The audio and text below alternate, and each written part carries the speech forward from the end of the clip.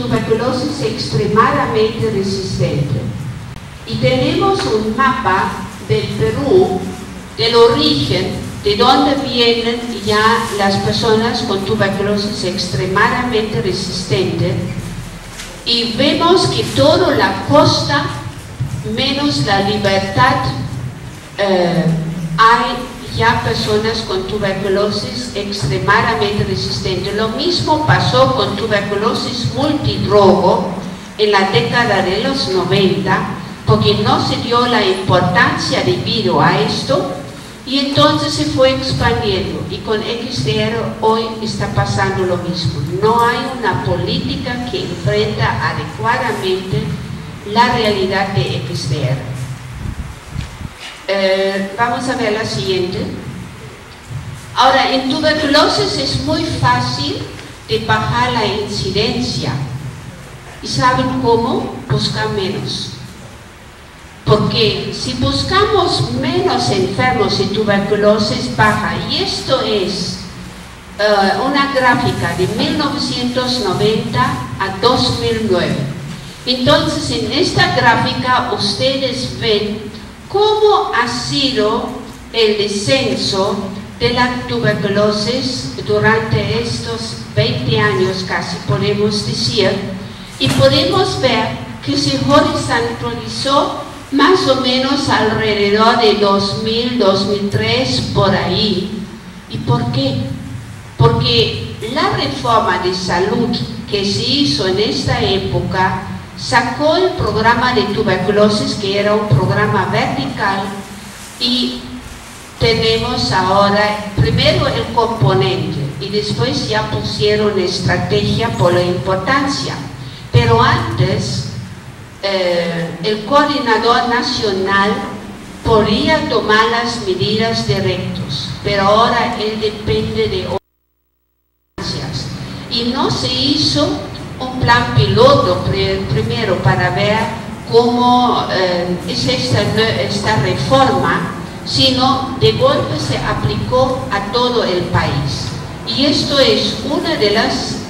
y se desmanteló equipos que existían de trabajo, y como ahora es por época de vida, entonces ya no hay los equipos. Como antes había equipos destinados exclusivamente en tuberculosis, sobre todo en los lugares de mayor incidencia. Siguiente.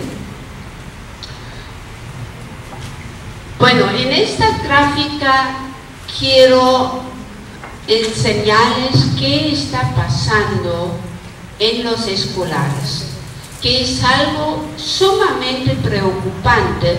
Es una gráfica del año 2007 al 2010, y ustedes pueden ver, en general, cada vez más tenemos escolares afectados de tuberculosis. En relación a esto, ustedes pueden ver en la siguiente gráfica un poco cuál es el nivel de escolaridad que está más afectado. La siguiente.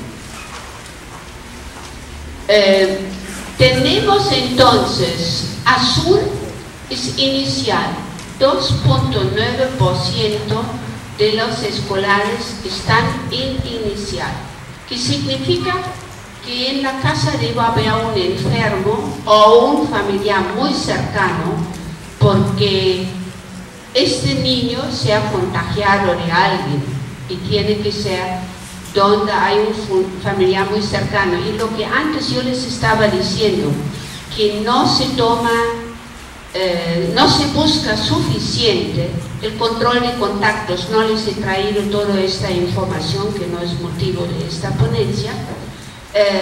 Si bajamos control de contactos, donde probablemente hay más personas enfermas, y buscamos menos baciloscopía, entonces significa que vamos a tener menos enfermos, ¿no? Porque el diagnóstico es por medio de la baciloscopía generalmente.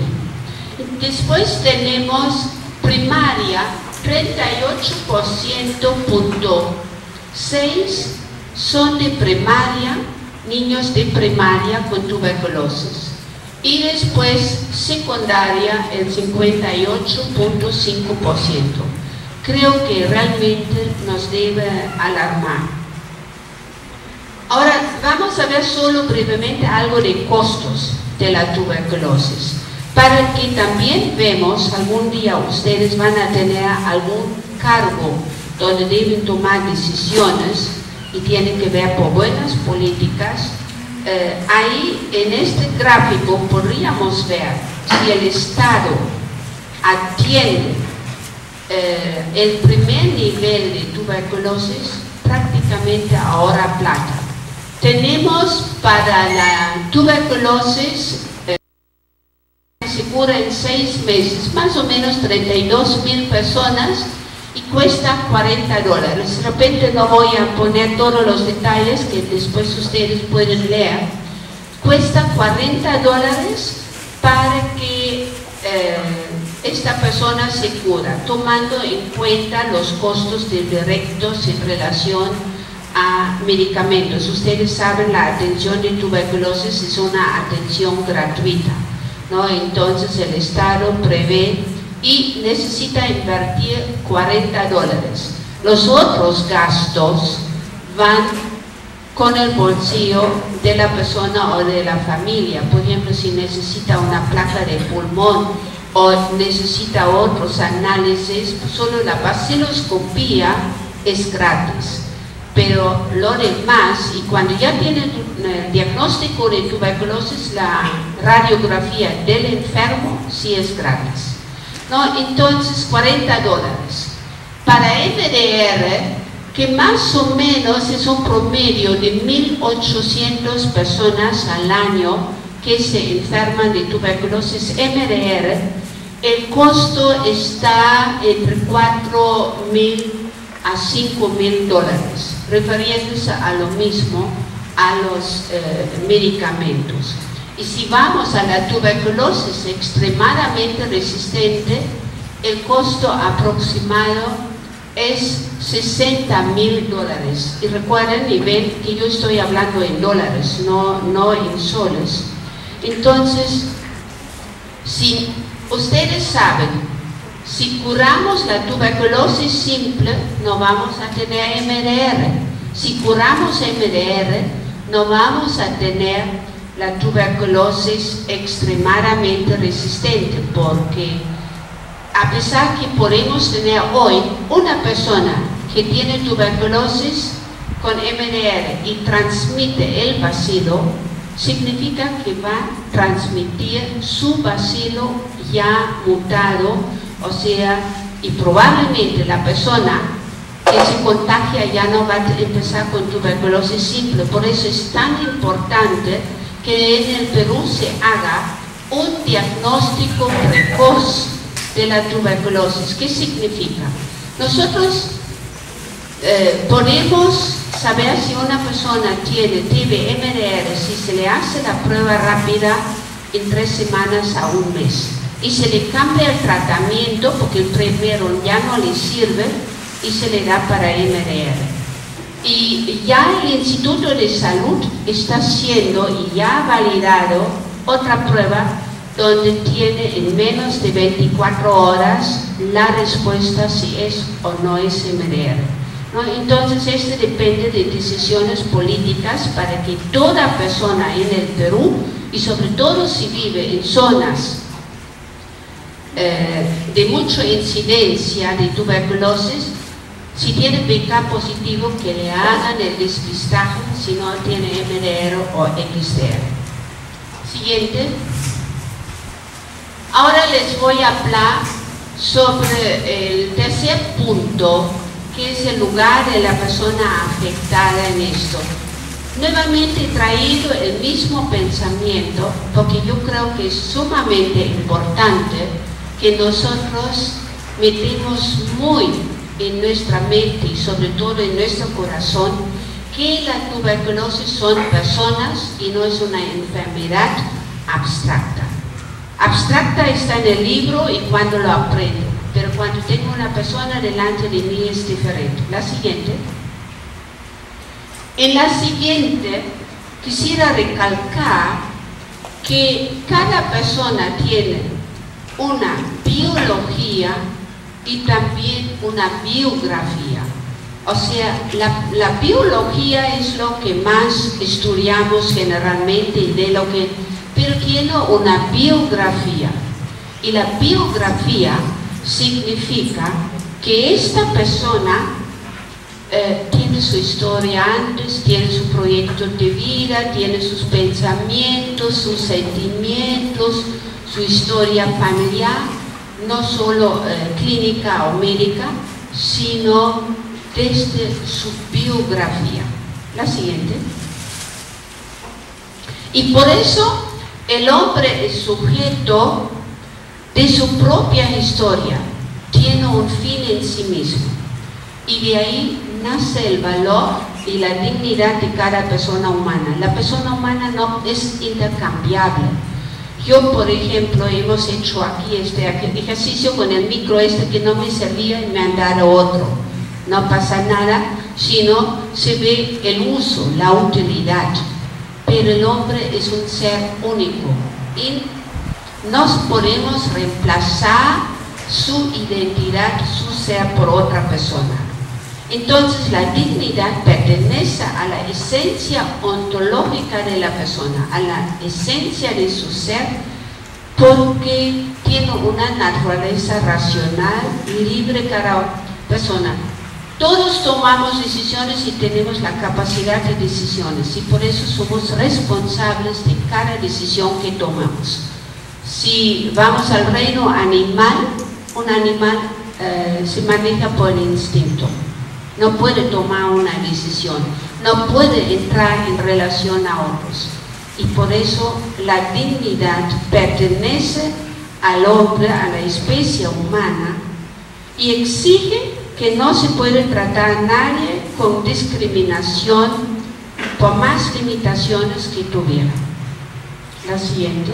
Vamos ahora a retos para más o menos respetar el tiempo y me gustaría que haya algún eco de parte de ustedes, ¿no? La siguiente. Bueno, en relación a los retos es importante también de fijarnos qué dice nuestra Constitución, qué dice nuestra Constitución política del país. En la Constitución política del país dice: la defensa de la persona humana y el respeto por su dignidad son el fin supremo de la sociedad y del Estado. Este es el artículo 1 de nuestra Constitución. Ahora, ¿qué significa esto? Desde el reconocimiento de los derechos humanos, que son todos los derechos que tiene el ser humano y que son inherentes a él por su condición de persona, que ya nos he dicho, por su dignidad, el deber del Estado, de las autoridades, es en primer lugar respetar, en segundo lugar protegerlos y en tercer lugar garantizarlos, que significa asegurar las condiciones legales, las normas, para que sean garantizados hasta el peruano que vive en la última esquina del país, ¿no? O sea, son de todos los peruanos y esta es la responsabilidad que tiene el Estado. Sobre todo está comprometido por el artículo 1 de su Constitución. Vamos a la siguiente. Porque también nos preocupa este tema de ética, estas reflexiones que han cambiado. La relación con la persona humana ha cambiado muchísimo en relación de 40, 50 años pasados. Porque hoy día tenemos mucha tecnología, tenemos mucho avance y a veces es más que nos guiamos de la máquina, de lo que dice. en lugar de relaciones directas con las personas. Yo trabajo con la comunidad, trabajo con promotores de salud, con enfermos de tuberculosis, y a veces hacen un sociodrama. ¿Cómo se sienten atendidos cuando van para ver al médico, el profesional de salud? Y sería bueno si en algún momento podemos tener esta oportunidad de vernos reflejados como nosotros los atendemos. Entonces, además tenemos la especialización. Esto es una oportunidad grande, pero también es un riesgo, ¿no? Porque hay mayor capacidad, mayores posibilidades a favor de la persona, pero también podemos olvidar sobre esto la persona humana. La mirada muchas veces está centrada en un órgano, ya no en la globalidad de la persona, y cada vez más, bueno, significa este órgano va a ser mejor estudiado, pero también podemos olvidar quién es portador de este órgano. Entonces siempre la centralidad de la vida humana es lo primero. Y también el lenguaje que tenemos, poco comprensible. Sobre todo yo me doy cuenta cuando se trata de ensayos clínicos. Justo ayer me llegaron 3 testimonios que ustedes saben, cuando se hace un ensayo clínico se tiene que firmar el consentimiento informado, y cada ensayo tiene su consentimiento informado. ¿Alguno de ustedes ha tenido la oportunidad de leer un consentimiento informado? ¿Saben cuántas páginas son? 6, 8, 10. Yo he tenido hasta 10 páginas para leer, analizar un consentimiento informado. Y ustedes piensan que nuestra población en general se toma la molestia de leer tantas páginas porque tiene el derecho de hacer las preguntas, todo lo que pueda hacer. Pero muchas veces, como ayer me dieron un ejemplo de una persona con cáncer de seno, y están haciendo un estudio para conocer más sobre este cáncer de seno. Se toma un pedacito del cáncer, así me lo explicaron, y van viendo en qué estado está el cáncer. Y ustedes saben, el estado 1 es más solo con medicamentos, el 2 medicamentos y radioterapia generalmente, y el tercero ya se necesita tomar medidas más radicales.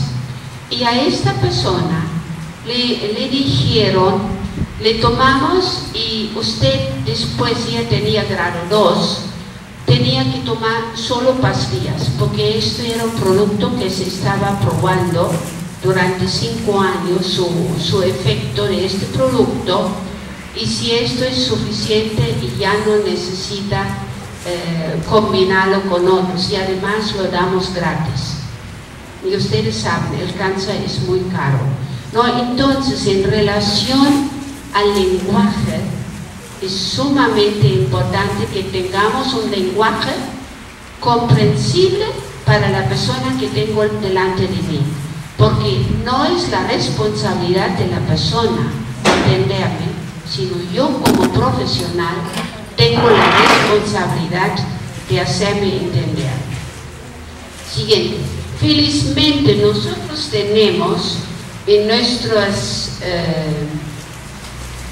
en la Ley General de Salud, en el artículo 15, ya tenemos anclados los derechos del enfermo, y está bastante detallado. Yo solo voy a hablar de lo subrayado. Ya la dignidad, la intimidad creo que está clara. Exigir la reserva, la confidencialidad, no ser objeto de experimentación de ningún índole. Seguimos. Y a no ser al respeto de su... No, la siguiente, seguimos. A no ser discriminado y a términos comprensibles en la información completa. También al derecho de una copia de su historia clínica, todos estos elementos. Ustedes lo pueden leer en la ley, pero esta ley tiene un gran defecto. Hasta hoy día no está reglamentado. Y la ley es de 1997. Bueno, yo pienso que ya no vale la pena de luchar que se vaya reglamentando, si de repente, con tantos años, ya valdría la pena actualizar la ley y sobre todo los derechos de la persona enferma. La última. Bueno, quería terminar con este pensamiento. La civilización eliminó la esclavitud cuando la miró como un escándalo inaceptable para la humanidad. Esto es de la reflexión de una persona muy reconocida a nivel mundial. Y yo puse, ¿y con la tuberculosis qué pasa? Para nosotros en el Perú, la tuberculosis no es un escándalo. No es un escándalo que somos el segundo país, pero solo cuando todos nosotros lo sentimos como un escándalo inaceptable, vamos a intervenir, actuar, y yo les planteé que son 3 niveles que deben intervenir. Todos tenemos responsabilidad porque somos ciudadanos en este país. Entonces, en relación a esto, ojalá que nos sentimos escandalizados de lo que es nuestra realidad y asumimos al hacinamiento, que es un importante determinante social en cuanto a tuberculosis para disminuirla. Sí, creo que esta es una pregunta muy importante, y en caso de tuberculosis el hacinamiento es un gran riesgo. Ahora, no sé si ustedes se enteraron, el día 11 de septiembre, bajo el impulso del presidente de la República con la primera dama, se ha firmado una alianza y un compromiso en la lucha contra la tuberculosis con 6 ministerios, y entre estos ministerios está educación, bueno, salud sobreentendido, y además 3 municipios donde hay mayor problema de tuberculosis. El municipio de Lima, que tiene que ver con todo Lima, de la Victoria y del Augustino.